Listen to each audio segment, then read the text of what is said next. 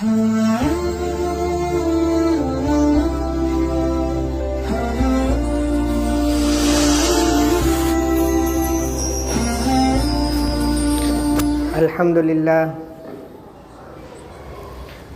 لله نحمده ونستعينه ونستغفره ونؤمن به ونتوكل عليه ونعوذ بالله من شرور أنفسنا ومن سيئات أعمالنا من يهده الله فلا مضل له ومن يضلله فلا هادي له ونشهد أن لا إله إلا الله وحده لا شريك له ونشهد أن سيدنا ومولانا محمدا عبده ورسوله أما بعد فأعوذ بالله من الشيطان الرجيم بسم الله الرحمن الرحيم يا أيها الذين آمنوا اجتنبوا كثيرا من الظن إن بعض الظن إثم ولا تجسسوا ولا يغتب بعضكم بعضا إلى آخر الآية صدق الله مولانا العظيم۔ میرے محترم بھائیوں اور بزرگوں دوستوں، پچھلے جمعہ ہم نے یہ بات آپ حضرات کے سامنے رکھی تھی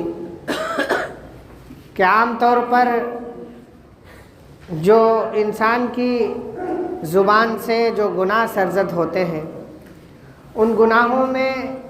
ایک بہت بڑا گناہ غیبت کا ایک گناہ ہے، جو تقریباً ایسا گناہ ہے جو ہمارے سارے اعمال کو خراب کر دیتا ہے، سارے اعمال کو نقصان پہنچاتا ہے، ہمارے اعمالوں کو دیمک کے کیڑے کی طرح کھا جاتا ہے، جس طریقے سے ایک دیمک کا کیڑا لکڑی کو کھاتا ہے۔ گزشتہ جمعہ اس پر بات ہوئی۔ اس جمعہ انشاءاللہ زبان کے گناہوں میں سے ایک گناہ جو عام طور پر ہم اور آپ کے درمیان پایا جاتا ہے، اور ہر کس و ناکس، چھوٹا ہو بڑا ہو، درمیانی ہو بچہ ہو عورت ہو، ہر کوئی اس میں مبتلا ہے، وہ گناہ، ان گناہوں میں سب سے عظیم چیز، سب سے بڑی چیز جو پائی جانے والی ہم سب کے درمیان ہے، وہ جھوٹ ہے،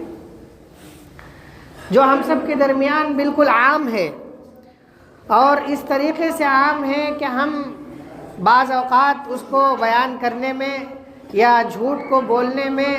ذرا سی تکلیف بھی محسوس نہیں کرتے، بلکہ وہ بغیر کسی محنت اور مشقت کے ہماری زبانوں پر جاری ہو جاتا ہے۔ نبی پاک صلی اللہ علیہ وسلم جھوٹ کے تعلق سے، چاہے وہ مذاق ہی میں کیوں نہ ہو، اللہ کے نبی صلی اللہ علیہ وسلم نے سختی کے ساتھ منع فرمایا ہے۔ حدیث پاک میں آتا ہے، ایک مرتبہ نبی پاک صلی اللہ علیہ وسلم مسجد میں ٹیک لگا کر بیٹھے ہوئے ہیں،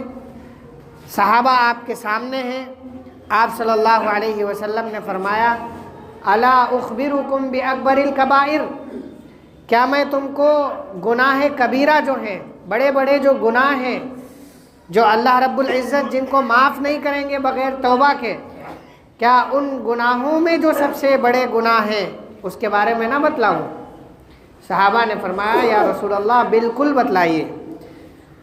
اللہ کے نبی صلی اللہ علیہ وسلم نے فرمایا، الاشراک باللہ، اللہ کے ساتھ ذات میں، اللہ کے ساتھ صفات میں کسی کو شریک کرنا۔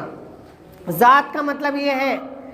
کہ اللہ تعالیٰ کو جس طریقے سے خدا اور معبود مانتے ہیں، اسی طریقے سے کسی بت کو خدا ماننے لگے،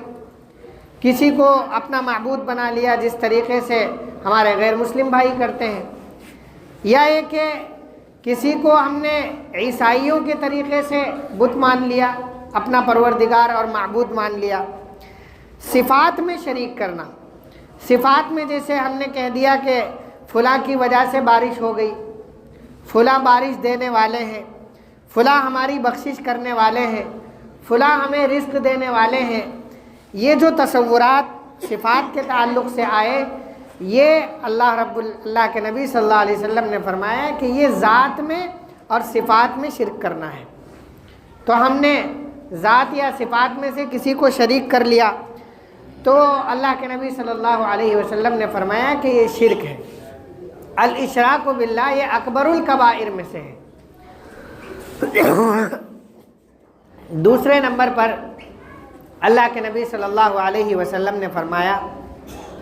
حقوق الوالدین، والدین کی نافرمانی کرنا۔ اللہ رب العزت نے والدین عطا کیے،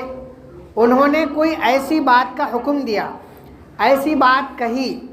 جو بات شرعاً جائز ہے، تو ایسی صورت میں اس بات کو ماننا ہمارے اوپر لازم ہے، فرض ہے ہمارے اوپر۔ ہمیں کسی ایسی چیز کا ہمارے والدین نے حکم دیا جو شرعاً ناجائز ہے، تو اس کی خلاف ورزی بھی ہمارے لیے لازم ہے، اس بات کو ماننا ضروری نہیں ہے۔ اگر شرعاً جائز ہے، صحیح بات کا حکم دیا ہے، تو ایسی صورت میں ماننا ہمارے اوپر فرض ہے۔ اللہ کے نبی صلی اللہ علیہ وسلم نے فرمایا کہ والدین کی نافرمانی کرنا یہ بھی گناہ کبیرہ میں سے ایک کبیرہ گناہ ہے۔ تیسرے نمبر پر نبی پاک صلی اللہ علیہ وسلم نے جو بات بتائی وہ بات بڑی اہمیت کی حامل بات ہے۔ نبی پاک صلی اللہ علیہ وسلم ٹیک لگائے ہوئے ہیں، اور آپ نے ٹیک چھوڑ دیا اور تھوڑا سا آگے بڑھے، اور اللہ کے نبی صلی اللہ علیہ وسلم جب آگے بڑھے تو صحابہ کرام رضوان اللہ عنہم اجمعین تھوڑا چاق و چوبند ہو گئے، اور آپ نے یہ سوچا صحابہ نے کہ نبی پاک صلی اللہ علیہ وسلم کچھ ہمیں بتانا چاہ رہے ہیں، کچھ اہم بات کہنا چاہ رہے ہیں، تو اس کی وجہ سے آپ نے پوزیشن بدلی ہے، آپ نے بیٹھنے کا طریقہ، کہنے کا انداز بھی بدلا ہے۔ نبی پاک صلی اللہ علیہ وسلم نے فرمایا قول الزور، جھوٹ بات کرنا، جھوٹی گفتگو کرنا۔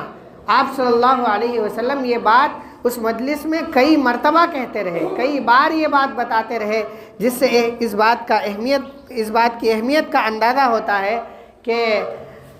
یہ بات کس اہمیت کی حامل تھی کہ نبی پاک صلی اللہ علیہ وسلم نے فرمایا کہ انسان جب جھوٹ بولتا ہے تو ایسی صورت میں یہ اللہ رب العزت کے نگاہ میں، اللہ رب العزت کے یہاں وہ چیز گناہ کبیرہ میں شامل کی جاتی ہے۔ اور ہمارے معاشرے میں یہ ایسا گناہ ہے جھوٹ جو عام طور پر انسان جان کر بولتا ہے، اور آج کل ایک ایسا ماحول بن گیا ہے کہ بعض مرتبہ انسان نہ جانے میں اور انجانے طور پر اور بغیر کسی ارادے کے بھی جھوٹ بول دیتا ہے، اس کے قول کے اعتبار سے، اعمال کے اعتبار سے بھی وہ جھوٹ میں شامل ہو جاتا ہے۔ مثال کے طور پر ہم بہت بڑے نمازی ہیں، بہت بڑے ہم پکے پرہیزگار متقی شخص ہیں، لیکن ہم نے جعلی سرٹیفکیٹ بنوا لیا، تو ہم نے جھوٹ بولا وہاں پر، اس چیز کے ہم حقدار نہیں ہیں لیکن ہم نے جعلی سرٹیفکیٹ بنوا لیا۔ ہم نے ڈاکٹروں سے جعلی کوئی دستاویز ایسا سرٹیفکیٹ حاصل کر لیا جس میں یہ پتہ چلا کہ ہم فلاں تاریخوں میں بیمار تھے، یا فلاں تاریخوں میں ہم کسی عذر کی وجہ سے کوئی کام نہیں کر سکے، یہ بھی جھوٹ میں شامل ہوتا ہے۔ حضرت شیخ الاسلام حضرت مفتی تقی عثمانی صاحب دامت برکاتہم العالیہ اپنے اصلاحی خطبات میں کہتے ہیں کہ ایک مرتبہ آپ کے پاس ایک مہمان آئے اور انہوں نے یہ چاہا کہ ہم حضرت کے پاس مزید قیام کر لیں، تو مزید قیام کرنے کے لیے حضرت نے پوچھا کہ بھئی آپ کا کب تک قیام ہے، کب تک آپ یہاں پر رہیں گے؟ انہوں نے فرمایا کہ حضرت ویسے تو 2-3 دن کا ارادہ تھا، لیکن ہم نے آگے سرٹیفکیٹ کے لیے کہہ دیا ہے اور انشاءاللہ ہم 1 ہفتہ اور رکیں گے۔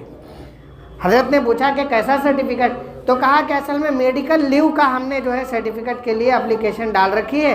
اگر میڈیکل پرپس سے وہاں پر کوئی عذر بتا کر کوئی سرٹیفکیٹ ہمیں مل جاتی ہے تو ہمیں مزید چھٹی مل جائے گی اور ہم 1 ہفتہ اور آگے آپ کے پاس قیام کریں گے، ہم اپنے دل کی اصلاح کریں گے، اپنے نفس کی اصلاح کریں گے۔ تو حضرت نے فرمایا کہ بھئی یہ آپ نے کتنا بڑا گناہ کیا، آپ جھوٹ بول رہے ہیں کمپنی کو کہ میں بیمار ہوں، اور جس آدمی سے آپ سرٹیفکیٹ بنوائیں گے اس کو آپ کچھ رقم دیں گے، وہ رقم رشوت کے درجے میں آتی ہے، آپ اس کو رشوت کھلا رہے ہیں۔ ایک گناہ جھوٹ بولنے کا، دوسرا رشوت کا، تیسرا یہ ہے کہ ان بیماری کے ایام میں جو تنخواہ آپ کو دی جائے گی وہ حرام کی تنخواہ ہوگی، آپ حرام کھائیں گے، اپنے بچوں کو حرام کھلائیں گے۔ غرض یہ کہ ایک جھوٹ کے نتیجے میں آپ نے ہزاروں جھوٹ بولے، تو اس سے کیا فائدہ، کس طریقے کی آپ کے قلب کی اصلاح ہوگی، آپ کے دل کی اصلاح ہوگی؟ یہ تمام چیزیں وہ ہیں جو جھوٹ کے دائرے میں آتی ہیں۔ تو ان کو بڑا انتباہ ہوا، پھر انہوں نے اس کو منع کیا اور وہ اپنے کمپنی میں جا کر جوائن ہوئے۔ تو یہ بزرگوں کی تربیت کا طریقہ ہے۔ ایک بات یہ ہے کہ عام طور پر جب ہم لوگ کاروبار میں شامل ہوتے ہیں، کاروبار کرتے ہیں، تو ایسے موقع پر ہمارے پاس بہت سارے لوگ آتے ہیں، میرے یہاں تو آئے دن آتے ہیں، کہتے ہیں کہ ہم بل بنوانا چاہتے ہیں، ہم بڑھا کر بل بنوائیں گے، میں صاف منع کر دیتا ہوں کہ بھائی ہم بڑھا کر بل نہیں بنواتے، جتنا مال آپ ہم سے لیں گے آپ ہم سے وہ مال لیجئے، اگر آپ ہم سے بل بنواتے ہیں تو اتنے مال کی بل ہوگی، اگر پکی بل ہوگی تو جی ایس ٹی آپ کو دینا پڑے گا۔ یہ تمام وہ چیزیں ہوتی ہیں جو ہم صاف طور پر بیان کرتے ہیں، لیکن ہمارے اور آپ کے درمیان بھی ہزاروں لوگ آتے ہوں گے، ہم بڑھا کر بل بنا دیں گے تو ہم نے بل تو بنا دیا، اپنا قلم چلا دیا، لیکن ہم اس جھوٹ کا ذریعہ بنے، جو جھوٹ آگے کمپنی میں ٹیبل پر رکھا جائے گا، وہاں اس کو یہ بتایا جائے گا کہ سامان یہ 500 کا نہیں خریدا گیا تھا بلکہ 800 کا خریدا گیا تھا۔ جھوٹ کے ثبوت دینے والے آپ ہیں کیونکہ آپ نے بل بنایا۔ تو یہ وہ چیزیں ہیں جس سے ہمیں بچنے کی ضرورت ہے۔ وقت بھی تقریباً ہو گیا ہے۔ ایک بات کی طرف مجھے آپ حضرات کو آگاہی کرانی تھی، اور میں یہاں پر نماز بھی چونکہ آج کل پڑھا رہا ہوں تو آئے دن میں وہ تکلیف کو محسوس کرتا ہوں، میں آپ حضرات کے سامنے رکھنا چاہتا ہوں۔ اللہ رب العزت قرآن میں فرماتے ہیں وَمَنْ أَظْلَمُ مِمَّنْ مَنَعَ مَسَاجِدَ اللَّهِ أَنْ يُذْكَرَ فِيهَا اسْمُهُ وَسَعَىٰ فِي خَرَابِهَا۔ اس شخص سے زیادہ ظالم کون ہو سکتا ہے جو لوگوں کو اللہ کے گھر میں نماز پڑھنے سے، عبادت کرنے سے، اللہ کے یہاں سجدہ کرنے سے روکتا ہو، منع کرنے کا ذریعہ بنتا ہو، رکاوٹ کا ذریعہ بنتا ہو۔ بھائی یہ جو وضو خانہ ہے یہ مسجد کا حصہ ہے نا، یہ مسجد کا حصہ ہے، مسجد کے باہر ٹونریا کا حصہ تو ہے نہیں، یہ مسجد سے 2 کلومیٹر دور بنا ہوا ہو، یا ایسا تو کوئی ہے نہیں، نہ یہ بازار کا حصہ ہے۔ ہمارے اس مسجد میں جو آنے والے حضرات ہیں وہ نمازی لوگ ہیں، بازاری لوگ تو نہیں ہیں، وہ نماز پڑھنے کے لیے آ رہے ہیں، ہم اور آپ ہی آ رہے ہیں۔ اب ہم جب یہاں پر آتے ہیں تو ہمارے کچھ 1-2 دوست یہاں پر مل جاتے ہیں، ہم ان سے زور زور سے ہنسی مذاق، زور زور سے گفتگو، زور زور سے باتیں کرنے لگتے ہیں۔ یہاں پر ایک آدمی نماز پڑھ رہا ہے، اس کو تکلیف ہو رہی ہے، جو آدمی امامت کر رہا ہے اس کو تکلیف ہو رہی ہے۔ میں 2-3 مرتبہ میں نے یہ سمجھا کہ مجھے کوئی لقمہ دے رہا ہے، اور میں رک گیا وہاں پر۔ بعد میں مجھے احساس ہوا کہ تو وضو خانے سے آواز آ رہی ہے۔ پچھلے جمعہ میں بیان کر رہا تھا، مجھے 10 منٹ تک تکلیف ہوتی رہی، 2-4 دوست ہمارے کھڑے ہو کر زور زور سے گفتگو کر رہے ہیں۔ اللہ کا گھر ہے، اس اللہ کے گھر کا ایک احترام ہے، اس کا ایک ادب ہے، اس کا ایک پاس و لحاظ ہے۔ اگر اللہ رب العزت اس گناہ کی وجہ سے، اس حرکت کی وجہ سے آپ کو دھتکارنا چاہیں تو بس یہ وجہ کافی ہے۔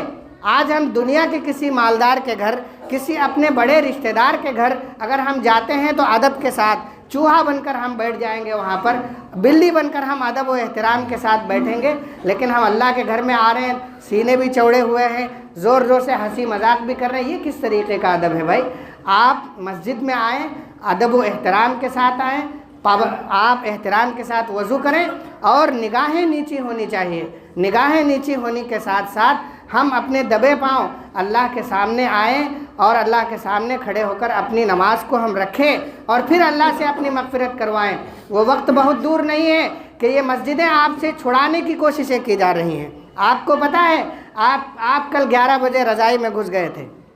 آپ رضائی میں کل 11 بجے رات میں چلے گئے تھے، لیکن آپ جو یہاں ذمہ دار لوگ ہیں، جو سیاسی لوگ ہیں، جو دنیا میں سوشل ورک کام کر رہے ہیں، آپ ان سے پوچھئے 11 بجے کل دفتر کھلے ہوئے تھے، کیا ہو رہا تھا ان دفتروں میں؟ انہی مسجدوں کے کاغذات کی چھان بین ہو رہی تھی۔ مجھے کل 11:30 بجے ایک فون آیا، انہوں نے بتایا کہ آفس کھلے ہوئے ہیں اور ان آفسوں میں مسجدوں کے کاغذات کھنگالے جا رہے ہیں۔ یہ وہ کوششیں ہیں کہ آپ کو آج آسانی اور سہولت کے ساتھ نماز پڑھنے کے لیے جو اجازت دی گئی ہے، اللہ کا گھر جو آسانی کے ساتھ میسر ہے، ہم بے ادبی کر رہے ہیں، اللہ تعالیٰ ہم سے ناراض ہے، اور اللہ تعالیٰ ہی نے ایسے لوگوں کو بٹھا رکھا ہے جو ہمارے اوپر ڈنڈا لے کر بیٹھے ہیں، اور اب وہ ہم چاہتے ہیں کہ ہم ان سے ان کی مسجدیں چھین کر رہیں گے۔ کیا ہم آج بھی نہیں جاگیں گے؟ آج بھی ہم اس بات کی طرف دھیان نہیں اپنا دوڑائیں گے؟ میرے محترم بھائیوں، ان مسجدوں کا ادب کریں، ان مسجدوں کا احترام کریں۔ مسجدوں کے باہر آگ جلا دی جاتی ہے،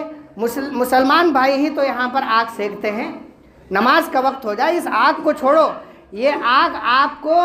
آپ اگر چھوڑ کر مسجد میں آئیں گے تو آپ کو جہنم کی آگ سے بچائے گی، اور اگر آپ نہیں بچیں گے تو ابھی جو آپ ہاتھ سینک کر مزہ لے رہے ہیں، آپ کا بدن بھی اسی آگ میں جلے گا۔